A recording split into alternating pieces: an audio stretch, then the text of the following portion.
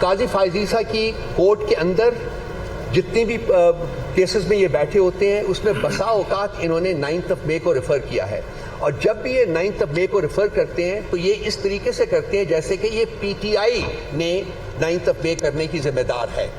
تو یہ بھی ان کا ایک انہیرنٹ بائس جو ہے وہ ہمیشہ کرٹیسائز کرتے ہیں پی ٹی آئی کو 9 مئی کی ریفرنس سے، جبکہ ہماری کنٹینشن یہ ہے کہ 9 مئی کے جو پرپیٹریٹرز ہیں ان کا اس وقت تک تعین نہیں ہو سکتا جب تک کہ وہاں ایک انڈیپینڈنٹ جوڈیشل کمیشن کانسٹیٹیوٹ نہ ہو اور وہ تمام شواہد دے کے اس کے بعد فیصلہ کرے کہ کیوں ہوا، کیسے ہوا، پھر اس کے بعد جو اس کے مجرمین ہیں ان کو ان کے گناہ کے مطابق یا ان کی جرم کے مطابق قرار واقعی سزا دی جائے. تو یہ بھی ان سے بھی ان کا ایک جو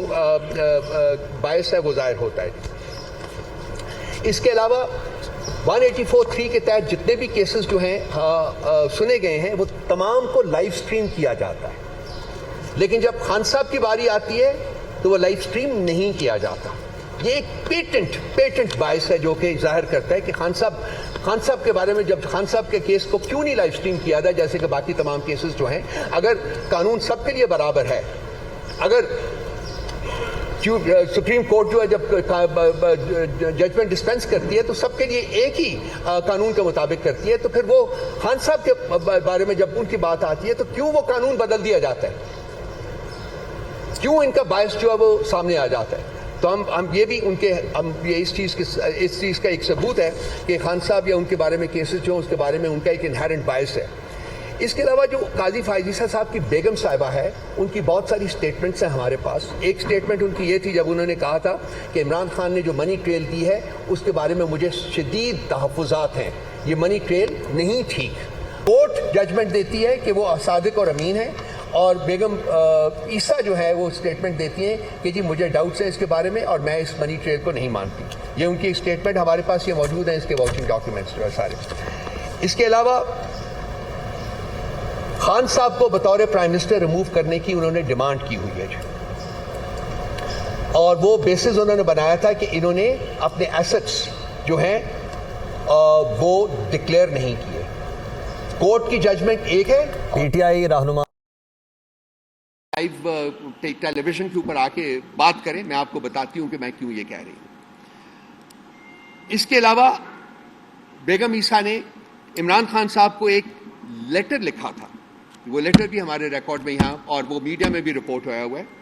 اور انہوں نے ان کو یہ کہا تھا کہ آپ ریاست مدینہ کو کیپٹلائز کرنا بند کر دیں. بیگم عیسیٰ نے خان صاحب کو لیٹر لکھا تھا جس میں انہوں نے کہا تھا، ڈیمانڈ کیا تھا کہ آپ ریاست مدینہ کو کیپٹلائز کرنا بند کر دیں. اس کے علاوہ جو ایک اور چیز ہے وہ ہے لاہور ہائی کورٹ نے آروز جو تھے ان کے بارے میں کیس جو تھا وہ ڈیسائیڈ کیا تھا کہ آروز جو ہیں وہ جوڈیشری سے لیے جائیں گے، اور سپریم کورٹ نے انڈر قاضی فائز عیسیٰ انٹروین کر کے وہ جو فیصلہ تھا اس کو نل اینڈ وائڈ کر دیا تھا، اور انہوں نے ایگزیکٹو سے آروز جو ہیں وہ اپوائنٹ کرنے کا آرڈر دیا تھا، جو فراڈ ہوا ہے الیکشنز میں اس فراڈ کے میجر کنسٹیٹوئنٹس میں سے ایک کانسٹیٹوئنٹ ثابت ہوا ہے. ایگزیکٹو سے آروز کا لینا ہے. اور آخر میں جو پوائنٹ ہے وہ ہے کہ قاضی فائز عیسیٰ صاحب کے خلاف جو ریفرنس کیا تھا وہ پاکستان تحریک انصاف کی حکومت کے دوران ہوا تھا. ان تمام شواہد کی بنیاد کی بیسس کے اوپر ہم قاضی فائز عیسیٰ صاحب سے نہایت احترام کے ساتھ ڈیمانڈ کرتے ہیں کہ وہ اپنے آپ کو پی ٹی آئی اور عمران خان کے کیسز سے ریکوز کریں. آپ کے پاس سپریم کورٹ اس وقت فل اسٹرینتھ کے اوپر ہے، باقی جج صاحبان موجود ہیں، ان کو آپ انویسٹیگیٹ کرنے دیں، ان کو آپ کیسز سننے دیں اور ان کو فیصلے صادر کرنے دیں. یہ ہماری بہت اسٹرانگ ڈیمانڈ ہے، اور اگر یہ ڈیمانڈ پوری نہیں ہوتی تو پھر ہم اس نتیجے کے اوپر پہنچیں گے کہ قاضی فائز عیسیٰ صاحب اپنا جو باعث ہے اس کو ایکسرسائز کرنا چاہتے ہیں by insisting on remaining part of the benches جو کہ پی ٹی آئی یا عمران خان صاحب کے کیسز جو ہے وہ سن رہے ہیں. تو ایک کریڈیبل جج کی حیثیت سے ہم ایکسپیکٹ کرتے ہیں کہ قاضی صاحب فوری طور کے اوپر اپنے آپ کو پی ٹی آئی اور عمران خان صاحب کے کیسز سے علیحدہ کر لیں گے. اس کے علاوہ 2-3 اور پوائنٹس ہیں، پھر میں بریگیڈیئر صاحب سے ریکویسٹ کروں گا کہ وہ نیب کے بارے میں جو انہوں نے ان کی سبمیشنز ہیں وہ شروع کریں. لوگوں کی ابڈکشنز جو ہیں وہ جاری ہیں.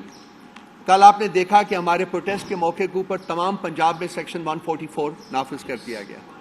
اب یہ سیکشن 144 پورے صوبے میں نافذ کرنے کا مطلب یہ ہے کہ وہاں کی حکومت نے اپنی نااہلی اور ناکامی جو ہے اس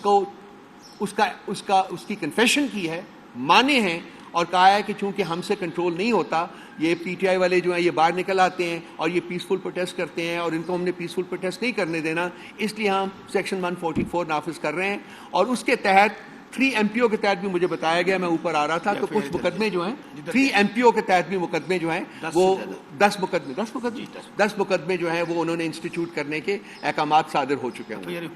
اور وہ ایف آئی آرز ہو چکی ہوئی ہیں سارا کچھ. تو یہ ہے ایک جمہوری ملک میں جہاں کہ انڈرسٹینڈبلی جمہوریت ہے, وہاں آپ ایک پولیٹیکل پارٹی کو پرامن احتجاج کرنے سے بھی روکنے کے لیے تمام صوبے میں سیکشن 144 جو ہے اس کا نفاذ کر دیتے ہیں. سی سی ٹی وی فوٹیجز جو ہیں اس کے غائب ہونے کا, ابھی عدت کیس میں عدالت نے کہا ہے جی کہ سی سی ٹی وی فوٹیج جو ہے وہ پیش کی جائے, اور عدالت کو بتایا گیا ہے کہ جی سی سی ٹی وی فوٹیج نہیں مل رہی کیونکہ کیمرہ خراب تھا. یہ سیف سٹی ہے اسلام آباد, یہاں کروڑا روپیہ جو ہے وہ انویسٹ ہوا ہوا ہے اس کو سیف سٹی بنانے کے لیے, اور سی سی ٹی وی کیمراز جو ہیں وہ اس کا ایک انہیرنٹ کنسٹیٹوئنٹ ہوتا ہے جس کی بیسس کے اوپر یہ شہر کو سیف سٹی ڈکلیئر کیا جاتا ہے. اب مجھے بتایا جائے کہ کیوں سی سی ٹی وی فوٹیجز نہیں پیش کی جا رہی, اس میں کیا خوف ہے حکومتی کارندوں کو کہ عدالت کے باہر, ہائی کورٹ کے باہر بھی ان کا کیمرہ جو ہے وہ کہتے ہیں اکارڈنگ ٹو دا اسٹیٹمنٹ کہ وہ کام نہیں کر رہا تھا, تو ہم نے وہ فوٹیج ہے وہ ہم آپ کو نہیں پیش کر سکتے کیونکہ وہ کیمرہ جو ہے اس نے ریکارڈ ہی نہیں کیا اس کو. اس کے پیچھے ایک سینسٹر پلان ہے, وہ یہ ہے 9 مئی ہے اور اس سے پہلے بھی ہیں, کہیں بھی جہاں بھی یہ الیج کرتے ہیں کہ پی ٹی آئی والوں نے اٹیک کیا ہے یا ڈیمیج کیا ہے پبلک پراپرٹی کو, کسی ایک جگہ کی سی سی ٹی وی فوٹیج پیش نہیں کر سکے. وجہ صرف ایک ہے کہ جو مجرمین ہیں ان کے اوپر پردہ ڈالنا جو ہے وہ مقصود ہے, اور جو بے گناہ ہیں ان کو 1 سال سے زیادہ تک وہ جیلوں میں ڈالنا جو ہے, اور ابھی پتہ نہیں کب تک ان کو وہاں رکھنے کا ان کا ارادہ ہے. یعنی جو اصل جنہوں نے جرم کیا ہے ان کو محفوظ کرنا, اور جنہوں نے جرم کے ساتھ جن کا کوئی تعلق نہیں تھا, اور یہی وہ وجہ ہے کہ یہ جو جوڈیشل کمیشن ہے وہ بھی کانسٹیٹیوٹ نہیں کر رہے, اور ایک فرد واحد بیٹھ کے کہتا ہے جی یہ مجرم ہے اس کو پکڑ لیجئے. ایک رات میں 10,000 بندے انہوں نے اریسٹ کیے ہمارے, ان میں سے بہت سارے بندے جو ہیں 1 سال سے زیادہ تک جیلوں میں پڑے ہوئے ہیں. ایک مقدمے میں ان کی بیل ہوتی ہے, وہ عدالت سے باہر نکلتے ہیں, وہاں پھر پکڑ لیا جاتا ہے. سنم کو اور عالیہ کو اور جو ہے ہماری ڈاکٹر یاسمین راشد کو درجنوں دفعہ ری اریسٹ کیا جا چکا ہوا ہے. یہ کس جمہوریت, کس آئین اور کس قانون کے تحت ہو رہا ہے؟ ہمارے وہ لوگ جو ہیں باقی لوگ بیٹھے ہوئے ہیں, محمود الرشید صاحب بیٹھے ہوئے ہیں, اعجاز چودھری صاحب بیٹھے ہوئے ہیں, چیمہ صاحب بیٹھے ہوئے ہیں, محمود الرشید صاحب پہلے میں نے نام لیا ان کا, وہ بیٹھے ہوئے ہیں. کس جرم میں بیٹھے ہوئے ہیں وہ؟ کیوں نہیں وہ جو مقدموں کی جو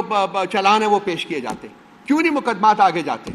تاکہ وہ بیل لے سکیں, تاکہ وہ باہر آ سکیں؟ مقصد صرف ایک ہے کہ ہم نے پی ٹی آئی کے بندوں کو چھوڑنا نہیں ہے. گناہ انہوں نے کیا, جرم انہوں نے کیا یا نہیں کیا, ہم نے ان کو چھوڑنا نہیں ہے. جب ریاست میں اس ہولناک قسم کی فسطائیت جو ہے وہ میں نے آج سے پہلے کبھی نہیں دیکھی. ہم نے جنرل ضیاء کا بھی وقت دیکھا ہوا ہے, وہ بھی کوئی اچھا وقت نہیں تھا, کوڑے پڑے تھے لوگوں کو, ننگے پنڈوں کے اوپر ان کو مارا جاتا تھا, چلچلاتی دھوپ میں مارا جاتا تھا, جیل کے اندر مارا جاتا تھا, پبلک پلیسز کے اوپر ٹکٹکیاں کیا کہتے ہیں, ٹکٹکیاں ہی کہتے ہیں نا, وہ لگائی جاتی تھی. ہم نے وہاں بھی اتنی فسطائیت, اتنا ظلم, اتنا جبر اور اتنی بربریت نہیں دیکھی جتنی آج نہتی بچیوں کے اوپر جو ظلم کیا جا رہا ہے. سنم کو ایک 50 ڈگریز ٹیمپریچر میں, 50 ڈگری سینٹی گریڈ ٹیمپریچر میں پرزنرز وین میں بٹھایا جاتا ہے, وہ آگ کا ایک ڈبہ بن جاتا ہے. آپ ٹرائی کر کے دیکھ لیجیے, آپ بیٹھ کے دیکھیں اس کو سنم کو بٹھایا جاتا ہے, اس کے گھر لے جایا جاتا ہے, اس کو اسی آگ کے ڈبے میں بٹھائے رہتے تھے, اور اس کے سامنے اس کا گھر توڑا جاتا ہے, اس کی فیملی کو اسالٹ کیا جاتا ہے. آپ لوگ بیٹھے ہوئے بتائیے کیا وجہ ہے؟ یہ اس طریقے سے عذاب